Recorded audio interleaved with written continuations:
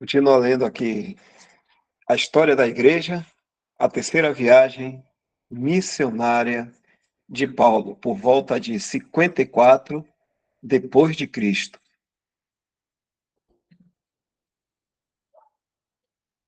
Tendo passado algum tempo na Antioquia, Paulo deixa o centro gentil e parte para outra viagem missionária. Nada é dito sobre seus companheiros nesta ocasião. Ele passou sucessivamente pela província da Galácia e da Frígia, confirmando a todos os discípulos, Atos 18, 23, e também dando instruções para a coleta em favor dos santos pobres em Jerusalém. 1 Coríntios 16, versículo 1 e 2. Em pouco tempo ele chegou ao centro de sua obra na Ásia. Éfeso. Nesta época era a maior cidade da Ásia Menor e a capital da província. Devido à sua posição central, era o ponto de encontro comum de várias personagens e classes de homens. Por esta altura, Apolo tinha partido para Corinto, mas ainda não havia outros 12 discípulos de João em Éfeso.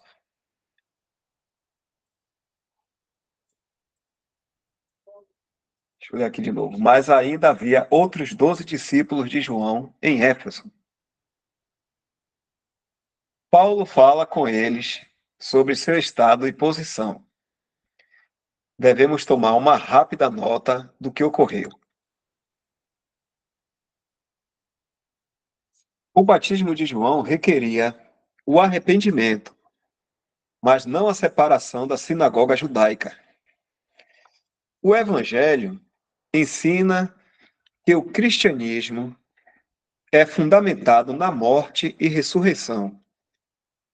O batismo cristão é um símbolo significativo e expressivo dessas verdades. Sepultados com ele no batismo, nele também ressuscitaste, pela fé no poder de Deus que o ressuscitou dentre os mortos. Colossenses 2:12. Como esses homens eram inteiramente ignorantes sobre as verdades fundamentais do cristianismo, supomos que eles nunca tinham se misturado com cristãos. O apóstolo, sem dúvida, explicou para eles sobre a eficácia da morte e ressurreição de Cristo e sobre a descida do Espírito Santo. Eles creram na verdade e receberam o batismo cristão. Então, Paulo, por sua capacitação apostólica, impõe suas mãos sobre eles e eles são selados com o Espírito Santo e falavam línguas e profetizavam. Atos 19, 6.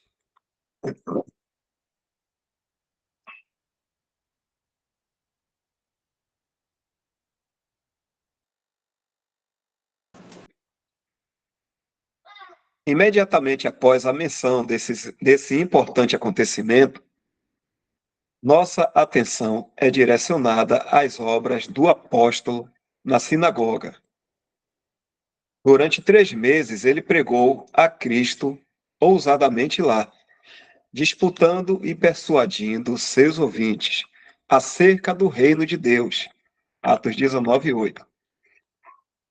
Os corações de alguns se endureceram, enquanto outros se arrependeram e creram.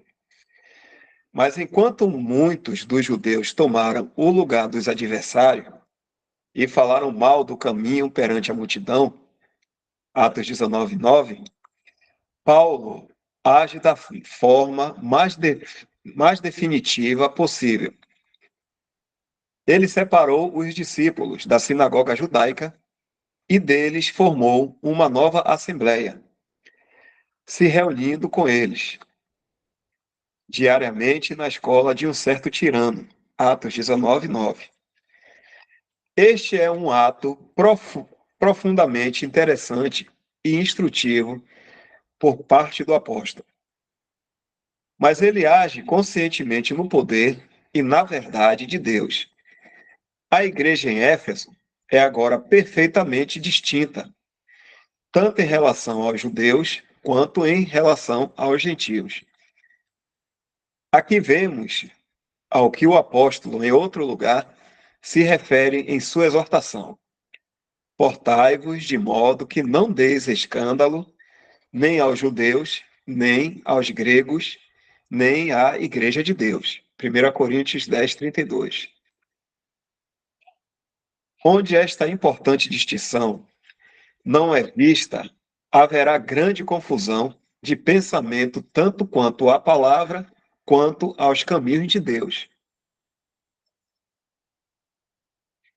Essa distinção que ele está falando aqui é a respeito desses povos aqui, né?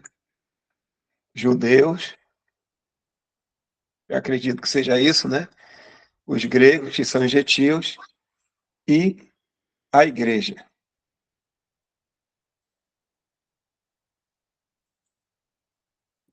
Que alguns tentam afirmar que a igreja é o Israel renascido, é o novo Israel, e não tem nada a ver. A igreja é um povo celestial formado por Deus.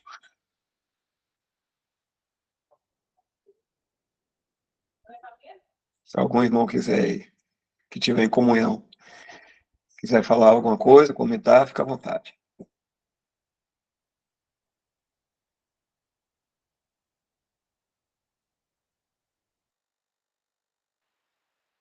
O irmão, Arle é, Jaque, isso eu Mas eu queria fazer, queria. fazer uma pergunta. Desde a última vez que eu participei, que eu tinha separado o início dessa passagem para poder tirar uma dúvida e acabou que não deu tempo. Minha dúvida está no início do capítulo 19,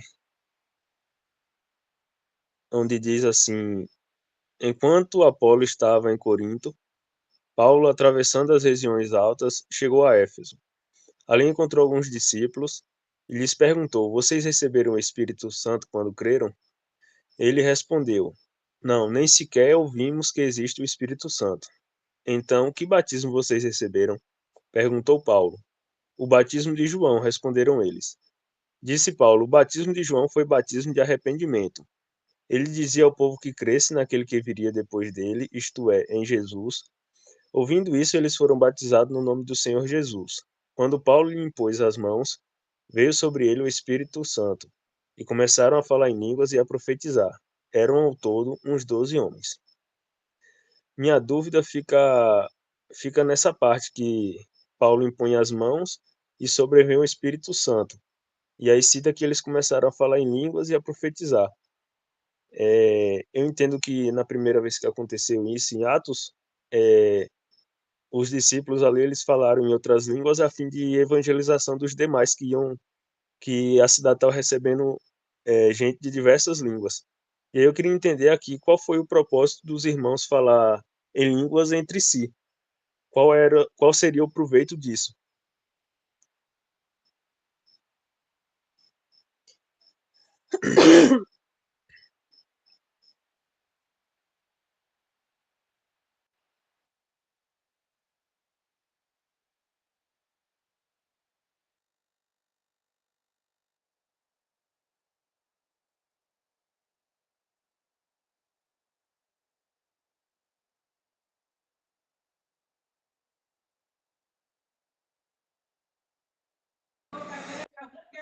É, com certeza, tudo que o Espírito faz vai ter um proveito, né? A sabedoria de Deus ela é perfeita, né? Muitas vezes a gente é, e não percebe muito bem. Mas no caso aqui, que diz assim: E impondo-lhes Paulo as mãos, veio sobre eles o Espírito Santo, né? A gente sabe lá que na carta de Éfeso, que foi escrita, que foi uma revelação que o Espírito Santo sela o crente no momento que ele crê. Então eles creram aqui e foram selados com o Espírito Santo. E falavam línguas e profetizavam. Aqui nesse momento que eles falavam língua e profetizavam, não diz se eles estavam falando entre eles, entre si. Não dizem que se estava com outros judeus ali próximo. É bem provável, né? Porque Paulo está sempre indo nas sinagogas, né? Dos judeus em várias cidades, e aqui ele estava, se não me engano, em Éfeso também, e profetizava. Então aqui não fala assim de momento, e se tinha pessoas ou se não tinha, mas a palavra deixa apenas reservado esse momento aqui que diz assim, e falavam línguas, e profetizavam, né? Mas não fala assim, se eles estavam falando entre eles, né? Como acontece nos dias de hoje, assim, que cristãos se reúnem e aí começa a orar, e na oração não existe nenhum judeu, não existe ninguém ali por perto, é, estrangeiro, e aí começam a falar realmente entre si, né? Na verdade, assim, falando um balbuciado, né? Que acho que nem a própria pessoa entende. E nem o outro que está do lado não tem como entender nada, né? Mas aqui com certeza, e falavam línguas e profetizavam, deve ter tido um proveito do Espírito Santo, porque logo no início a gente vê que e sucedeu que, enquanto Apolo estava em Corinto, Paulo, tendo passado por todas as regiões superiores, chegou a Éfeso. E achando ali alguns discípulos.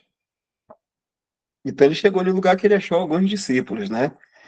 E esses discípulos estavam em contato com mais alguém ali. E geralmente esses sinais, né? Como o irmão até falou aí, deve existir um proveito.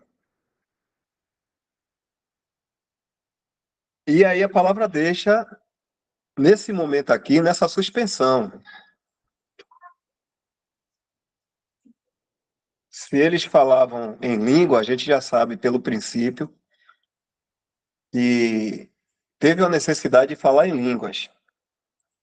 Se eles profetizavam, a gente já sabe pelo princípio que também eles profetizavam. Não sei se algum irmão quer dar mais alguns detalhes daí. E eram todos 12 varões, né? Que só conheciam o batismo de João. E mais uma vez, né? Lembrando, né? E entrando na sinagoga, falou ousadamente por espaço de 3 meses. Então, Paulo estava sempre indo na sinagoga de judeus, né? E a gente sabe que esses sinais aí é sempre para judeus, porque a palavra diz que os judeus pedem sinais. E aqui há uma apresentação de que havia judeus nesse lugar. Não fala nesse momento aqui, né? Como o irmão apontou. Mas a gente subentende disso que sempre o Espírito Santo vai fazer algo que vai ter um proveito. Provavelmente havia judeus ali próximos que estavam em contato com esses 12 aí, que só era discípulo de João Batista. E então houve essa situação aqui de falar em língua e profetizar. Mas se algum irmão quiser também comentar aí alguma coisa, algum irmão em No comunhão. caso, no caso, na ausência de Paulo, o Espírito Santo usaria esses irmãos para estar podendo evangelizar outros em sua própria língua, né? Eu acredito que sim, porque aqui não fala, né, do momento, Isso, isso. e isso. Não fala, mas diz assim, e falavam línguas e profetizavam, né? Então eles foram selados com o Espírito Santo, e aí eu acredito, como o irmão está falando, houve algum momento que eles fizeram isso, porque Paulo aqui, ele está sempre, como a gente está vendo, né, nas sinagogas, então tem judeus, então eles poderiam ter falado em línguas na frente de outros judeus, né, porque tinha estrangeiros nesse lugar também, e profetizavam, ou seja, falando do evangelho também para judeus e gentios ali. Eu acredito que sim. É porque, na verdade, tem muitas pessoas que usam desses versículos para poder ter como base de falar justamente o que o irmão falou, de, como é que se diz? De apoiar essas coisas que eles fazem hoje em dia, né?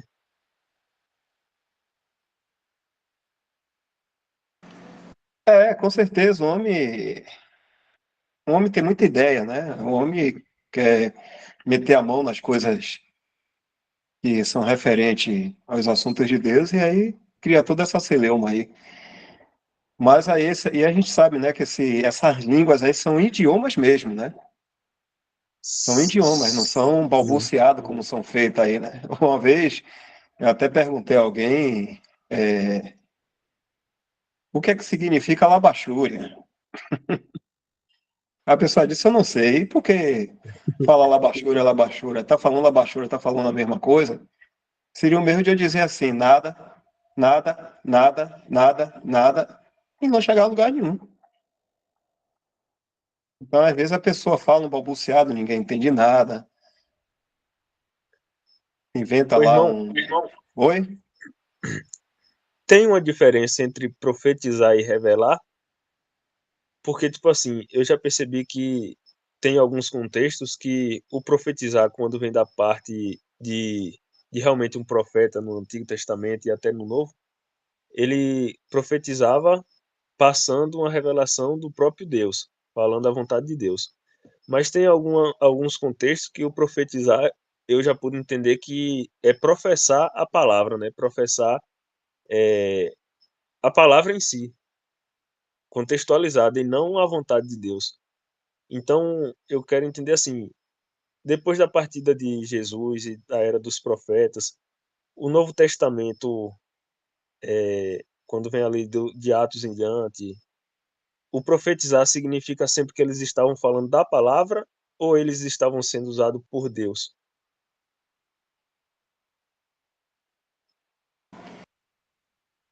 Falar aqui rapidinho que algum irmão pode também querer falar um pouco.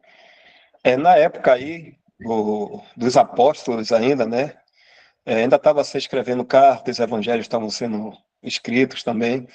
E existiam, nesse momento aí, os apóstolos e os profetas que colocaram o fundamento da igreja, a base, né? Da igreja. Então, nessa época aí, existiam profetas que profetizavam da revelação da palavra. Ou seja, porque Paulo não poderia estar em todos os lugares, né? Então, esses profetas que profetizavam da palavra de Deus, eles falavam da parte de Deus aquilo que era realmente algo para a igreja, novo, vamos dizer assim, algo novo para a igreja.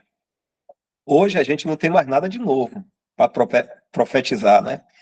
Tudo que a gente profetiza ou profere a respeito da palavra de Deus é o que já está escrito, o cano fechado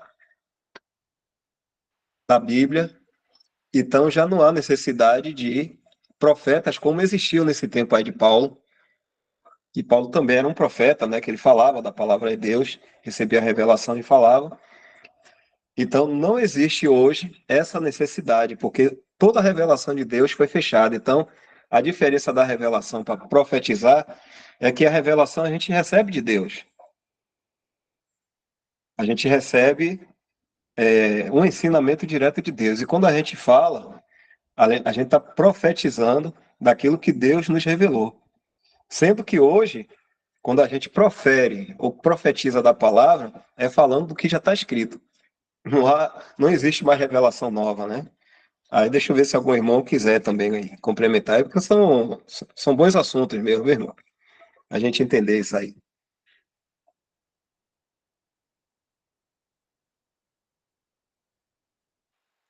E eu até tomei um susto aqui porque eu estava até com o print aberto aqui nessa mesma passagem que o senhor leu. Até quando o senhor começou a ler aqui, até cutuquei minha esposa, porque ficou para falar na última vez e eu não falei, e aí o senhor leu bem em cima do que já estava aberto aqui, acontecendo uma jesuicidência, né?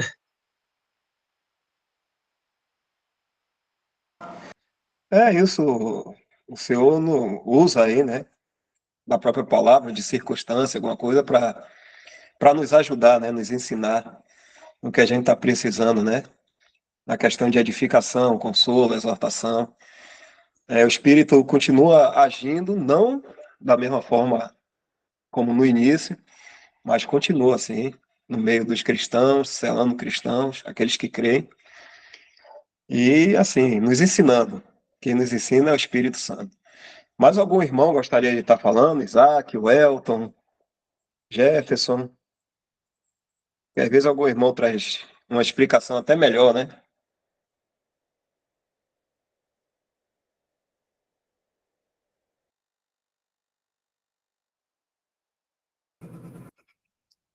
Boa noite.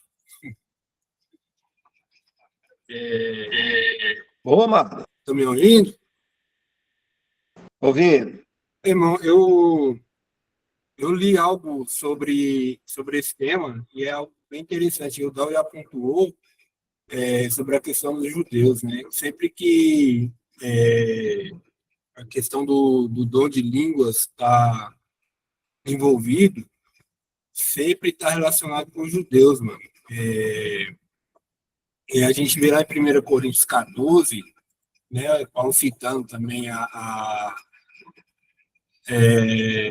o Antigo Testamento, né, que está falando assim, 21, né, isso é escrito que por gente de outras línguas, por outros lábios, falarei a expor, ainda assim não me ouvirão, diz o Senhor. E as 3 vezes que está conectado esse dom de falar em línguas, sempre tem judeus envolvidos ali na ocasião, mano. As 3 vezes que aparece em Atos, eu estava selecionando aqui, né? Atos 2, né, que a gente já conhece, a descida do Espírito Santo, a primeira vez, né, que esse dom é manifestado e ali inicia o testemunho da igreja, né, no batismo, né, do Espírito Santo.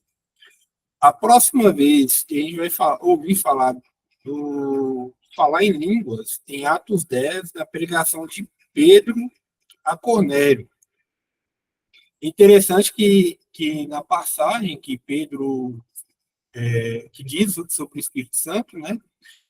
Atos 10, 44. Atos 10, 44. Vai dizer assim, dizendo Pedro ainda essas palavras, caiu o Espírito Santo sobre todos os que ouviam a palavra. E os fiéis que eram da circuncisão, todos quantos tinham vindo com Pedro, maravilharam-se de que o dom do Espírito Santo se derramasse também sobre os gentios, porque ouviram falar em línguas e magnificar a Deus.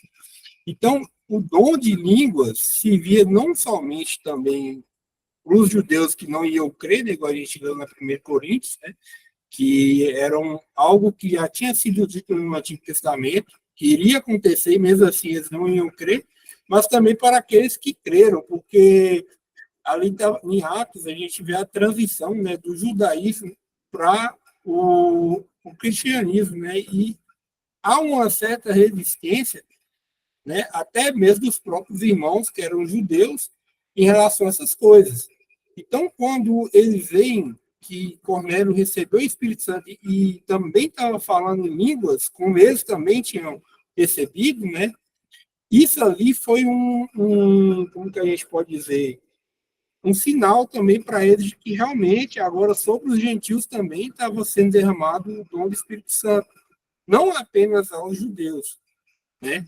Então isso aí era um sinal não só para os judeus que não iriam crer, também para aqueles que estavam, né, como o próprio Pedro, né? A gente vê no início de Atos 10, quando o Senhor prepara Pedro para ir lá pregar para Cornélio, né? Você vê que a resistência de Pedro ali, a religião ainda estava um pouco assim firme no coração dele, que o Senhor falava com ele: Pedro, mata e come. Pedro, não, Senhor, jamais entrou coisa imunda em minha boca. Ora, o Senhor vai pedir para Pedro matar e comer.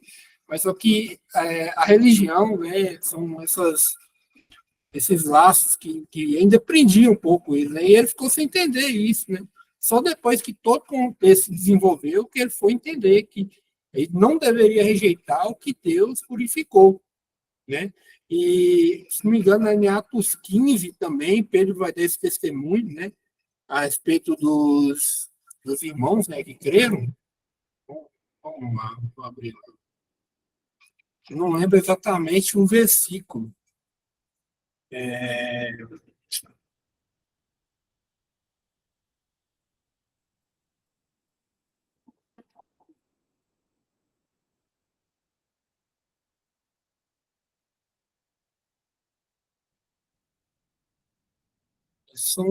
deixa eu ver aqui.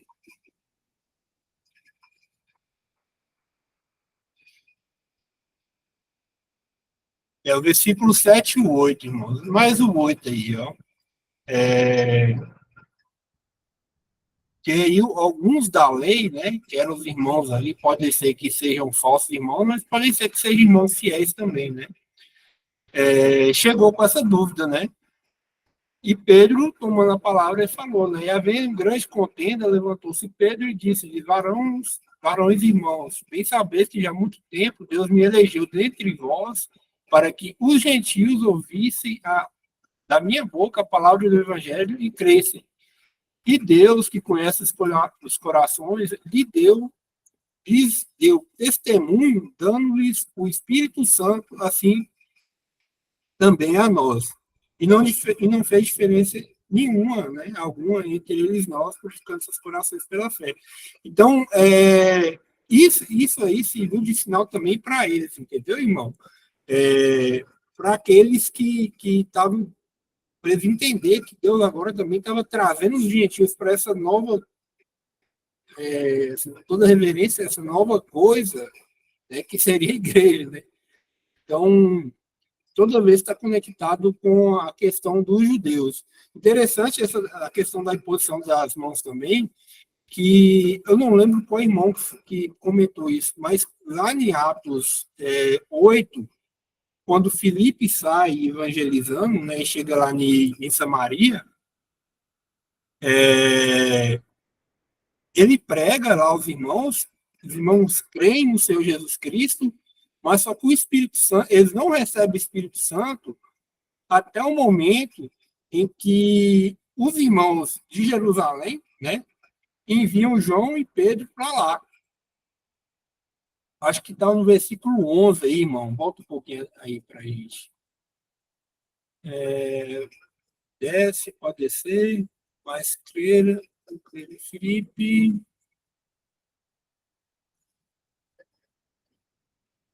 Desce um pouquinho mais aí. Deixa eu ver aqui se eu pegar aberto aqui também. É o versículo 14. Isso aí, ó. Os apóstolos, pois, que estavam em Jerusalém, ouvindo que Samaria recebera a palavra de Deus, enviaram para lá Pedro e João, os quais, tendo descido, oraram por eles para que recebessem o Espírito Santo, porque sobre nenhum deles tinha ainda descido, mas somente eram batizados em nome do Senhor Jesus.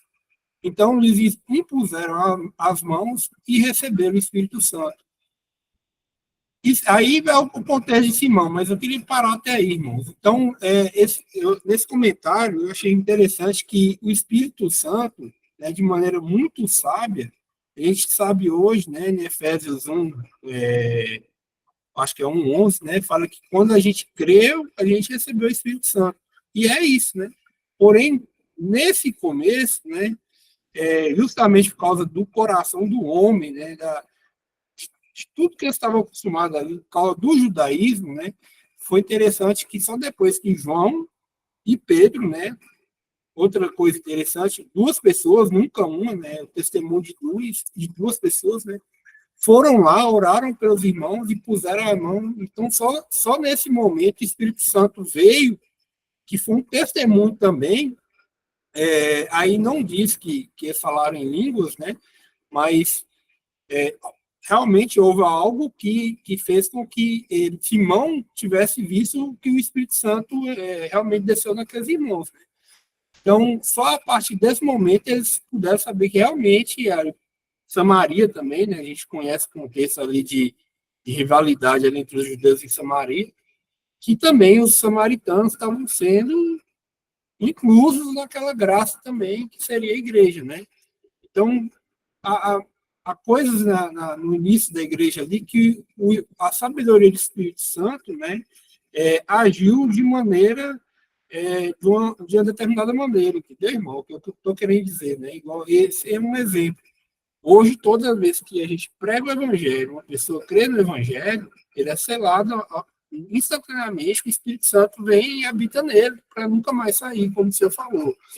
Mas ali no início, tinha todo esse cuidado do Espírito Santo, né, por causa da consciência também dos irmãos ali que estavam, né, de Jerusalém, dos próprios apóstolos também, né, para eles entenderem que a magnitude da igreja, né, que a igreja até então era um mistério que não tinha nada a respeito da igreja assim no Antigo Testamento, né? Só depois que Paulo vem que esse mistério assim, é tirado desse véu e a gente agora pode compreender, né, o que eram os desígnios do Pai, né, antes da criação do mundo, elegeu a gente, né, todos nós, para que a gente cresça no Evangelho. Enfim, então aí a gente chega lá na questão de Atos 19, né, e eu vejo ali que já eram irmãos que tinham crido no testemunho de João. Eles tinham colocado essa fé no testemunho de João, eles tinham aceitado o testemunho de João, né? Então, quando Paulo vem, da mesma maneira, né, eles ainda não tinham entendimento do que tinha acontecido, né? E até então eles nem tinham ouvido falar do Espírito Santo. Então, aí Paulo vem e fala do Senhor para eles e eles são batizados e impõe a mão também sobre eles, o Espírito Santo vem, desce e dá esse testemunho ali também, não só para Paulo, mas também para os judeus também, que obviamente poderiam estar lá com Paulo, né, e os também que estariam lá em Éfeso, né, para eles saberem que realmente o testemunho estava chegando ali, né. Eu creio que seja nesse sentido, irmão. Não sei se eu consegui ajudar, né, a, eu lembrei desse comentário aí, sabe? Eu acho que isso aí é bem interessante.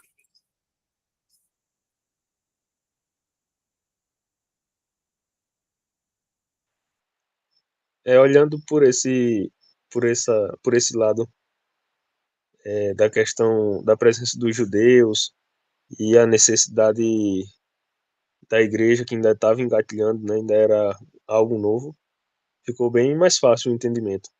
Porque assim, eu compreendia que o dom de línguas era falando de idiomas, né? Eu cresci aprendendo da maneira errada, como várias denominações ensinam hoje, mas também passei a entender da maneira correta, que eram idiomas. Só que tem alguns contextos que a gente fica meio perdido, né? O porquê tá ali, enfim.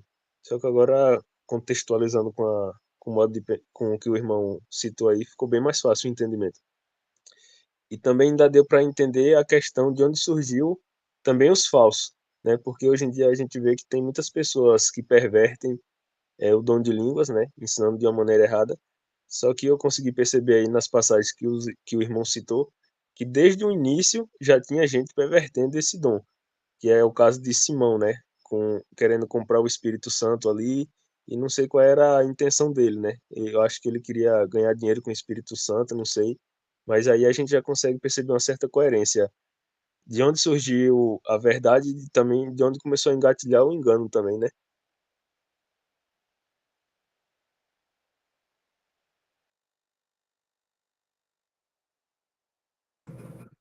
Sim, irmão, com certeza.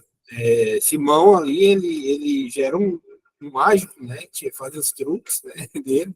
E ele enganava muitos, né? Mas quando ele viu ali Filipe, né, pelo poder do Espírito Santo, fazendo coisas que realmente são coisas que num truque de magia poderia fazer, ele, ó, investimento, oportunidade de negócio aqui, ó. E aí ficou com o Felipe ali, foi batizado também, né? E quando ele viu ali que, né, pensou que o Espírito Santo era dado pela imposição das mãos dos apóstolos, não é que é pela imposição, né? Mas naquele momento, também nesse momento aí, né, foi interessante que esses irmãos, tanto o de Samaria como esses 12 discípulos aí, né, em Éfeso, eles, esse ato de impor as mãos, fala de uma não comunhão, posso dizer, uma conexão, entendeu? Né? Conectou aquilo ali que o apóstolo estava fazendo, né? E foi confirmado pela descida do Espírito Santo. Ele pensou que era daquela maneira e que ali ele poderia fazer investimento. Eu falo assim, eu vou comprar esse investimento aí e a partir daí eu vou começar a vender esse dom também. Né? E ali, na mesma hora, Pedro repreende ele e a gente já vê que ele não tinha nada daquele testemunho. Né?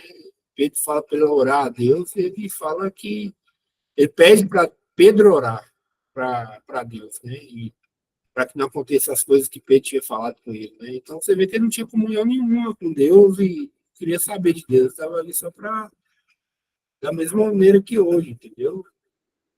E infelizmente é uma coisa que muitos irmãos sinceros são acometidos aí, porque fala, ó, você não falar em língua, você não sentir alguma coisa, você não receber o Espírito Santo. E a pessoa até creu ali no Senhor Jesus, ouviu o Evangelho, creu, mas ainda não tem o gozo, não desfruta da certeza da salvação, porque para ela foi ensinada que aquilo ali está conectado com um sinal, alguma coisa assim, não queria dizer místico, né, mas anormal, né, que ela tem que fazer para confirmar que ela está com o Espírito Santo, né? Então isso é muito perverso e só para complementar, irmão, em Atos, só essas três ocasiões aí que mostram que o Espírito Santo, né, da questão do dom de línguas, né? E com certeza, né, também depois deve ter ocorrido outras vezes também, né? A gente pode falar, mas no Atos dos Apóstolos são essas três vezes e todas as vezes estão conectadas, né, com a questão dos judeus ali, entendeu? As pregações de Paulo mesmo, você vai ver que para os gentios ouviam e criam, precisavam do sinal, né? Obviamente que no início eles viram sinais também, mas dos gentios não é dito isso, né? Só quando tem os judeus ali na questão ali que são levantando essa questão aí do dom de línguas, né? E a questão de profetizar é isso aí mesmo que o Del falou, né? Naquela época ali o canon não tinha as cartas ainda, né? Interessante que as cartas, a maioria das cartas de Paulo, né, a gente tem porque ele foi preso e ele não tinha mais aquele que Paulo viajava muito, né? A gente vê que ele viajava confirmando as igrejas, visitava as igrejas e, né, trazia também as revelações para as igrejas, mas chega um momento que Paulo está preso, poxa, e aí, como é que vai fazer agora? A palavra de Deus não está presa aí, ele começa a escrever e essas cartas ficaram aí para a gente, né? Então, na época, enquanto não tinha ainda, né, o canon, eram os profetas mesmo que traziam a revelação, né? E, e os irmãos, né, julgavam também todas essas coisas, né? Tinham que estar atentos e a palavra de Deus para porque o testemunho do Senhor Jesus, né, o princípio da sabedoria, né? Eu acho que está lá em Apocalipse, eu não lembro qual capítulo, né, mas se alguém chega profetizando algo que não tem o foco não era o Senhor Jesus, eu creio que ali os irmãos iriam rejeitar na mesma hora, entendeu? Porque o cerne é o Senhor Jesus, né? Toda profecia acaba nele, começa e acaba nele. Né? E o final dela é exaltar o Senhor Jesus Cristo. Né? Então, até que naquele momento que o canon tinha sido escrito, tinha os profetas, tinha os apóstolos, também tem hoje, né? Que estavam, de certa maneira, organizando as coisas, né? Enfim, irmão, todas essas questões realmente hoje é uma época diferente, né? As coisas que tiveram no começo tem hoje mais. E é tão claro isso que, mas mesmo assim, infelizmente, aí a cristandade quer voltar naquilo ali, quer estar se ocupando mais com dons, com, com sinais, coisas que não é para a igreja. A igreja é chamada para desfrutar de Cristo, né? E conhecer a Cristo.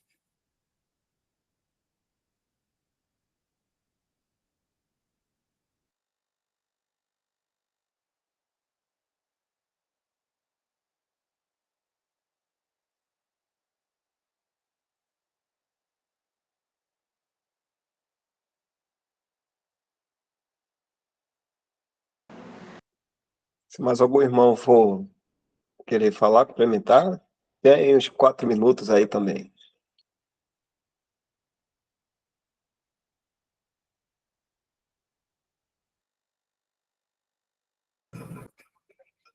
Só me fala, a reunião está indo até 9h30, né?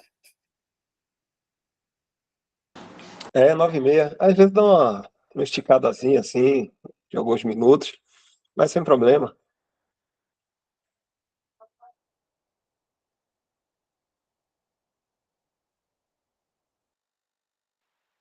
É, é porque uma coisa vai levando a outra, né? E aí eu acabei lembrando de um versículo aí, aqui, que o irmão Marden, né? Ele estava falando aí que hoje em dia a gente vive numa época diferente e que as coisas de Deus é tão simples, né? Que as pessoas, por ser tão simples, não creem, né? Querem incrementar. E aí eu lembrei de uma passagem que fica em Lucas 5, que diz assim, a partir do 21, né? Os mestres da lei e os fariseus começaram a pensar: quem é este homem que blasfema contra Deus desta maneira? Ninguém pode perdoar pecados, só Deus tem esse poder. E aí, Deus, conhecendo os pensamentos deles, né? Ele fala no 23: o que é mais fácil dizer ao paralítico? Os seus pecados estão perdoados, ou levante-se e ande. Então, as pessoas hoje em dia, eles estão mais acostumados em querer crer pelo ver do que pelo simples fato de acreditar que Deus, por seu imenso amor, ele morreu numa cruz a fim de perdoar os nossos pecados e que o mais sujo pecador, ele pode ser perdoado e ter sua vida transformada, né? Mas aí Jesus, para provar que realmente ele era o filho de Deus, ele tem poder para perdoar os pecados e fazer aquele rapaz que estava enfermo andar. E eu vejo assim dessa forma, né, que as pessoas hoje em dia é tão a palavra de Deus ela é tão simples, Jesus ela é tão simples e perdoa os nossos pecados e tira a gente do lamaçal de pecado que as pessoas, acho que por ser tão simples assim, elas não querem acreditar que Jesus faz isso com a gente, né? Porque a gente vê que a palavra de Deus ela é poderosa, né? Liberta dos piores seres humanos, né? Ao mais simples e transforma. Mas eu acho que as pessoas não conseguem enxergar essa simplicidade por estar no pensamento fariseu como eram os fariseus realmente naquela época.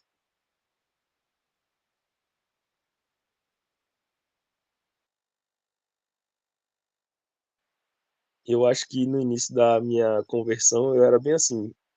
Eu ficava pensando, é tão simples assim, não, eu tenho que agregar mais alguma coisa, eu tenho que fazer alguma coisa para merecer isso, porque como é que Jesus faz isso por mim? Eu tenho que merecer isso. Mas na verdade eu entendi que nada eu posso fazer, que tudo vem dele, né?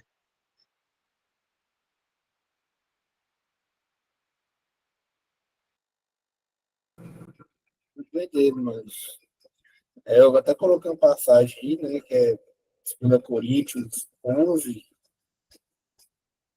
que diz que Paulo fala, né, com os irmãos, né, mas sempre que assim como a serpente enganou a Eva com sua astúcia, assim também seja alguns, de alguma, sejam de alguma forma corrompidos os vossos sentidos e se apartem da simplicidade que é em Cristo. Então é isso aí, mano. As coisas do Senhor são simples, né? E quem complica as coisas do Senhor é justamente Satanás, né, cara? E, infelizmente é o que ele plantou no testemunho e realmente muitos foram corrompidos, né? Dessa simplicidade.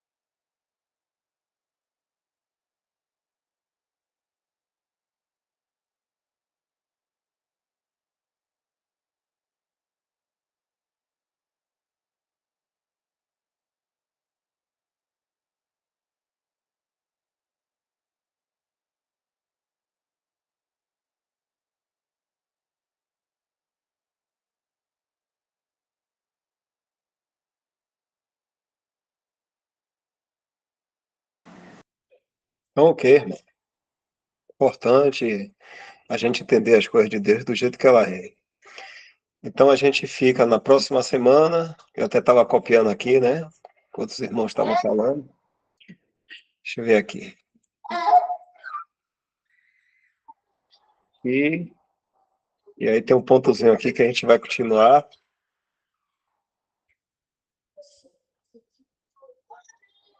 Deixa eu ver.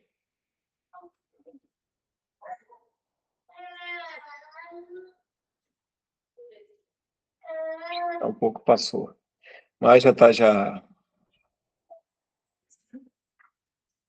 Depois já registrado aqui.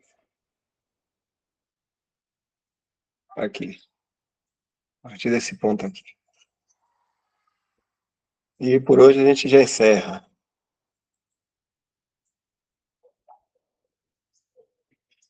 Ah, é isso ali já. Tá tudo tranquilo.